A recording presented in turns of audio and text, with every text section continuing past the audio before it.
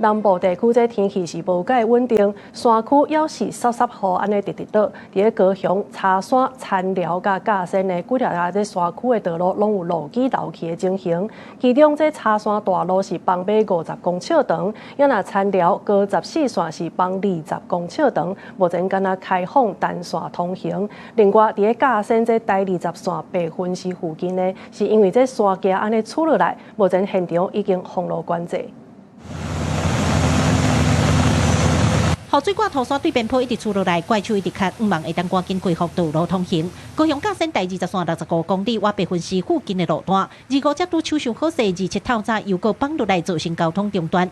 公路局趕緊派怪手來過，望下晡3點進前會當完成暢通。現地由於邊坡屬於地質軟弱黏土的一個地質，那工段要等整個天氣穩定之後，機具才有到邊坡上方做一個清灘。除了甲仙有道路狀況，高山的茶山大路也出現道路限落來大約50公斤，長度超過50公尺。目前道工處已經封路管制，敢若開放單線通行。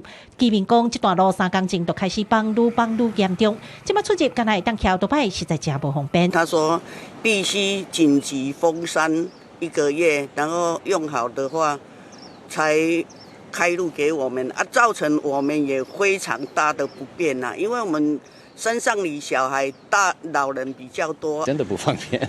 對，因為我禮拜6我要去台北，我有箱子很大，然後不能放在那個摩托車，所以我要怎麼辦？安排今日緊急搶修，預計30工作天完成。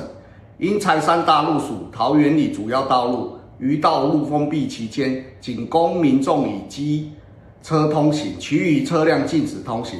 當地民眾若有進出需求，市府民政局與區公所會協助接駁。另外，田寮的54線5公里附近道路嘛，因為邊坡出來道路限路差不多20公尺長，道工處知道已經緊急封路，剩一線通行。民眾講，迄段路暗時也較無過，若經過一定愛注意。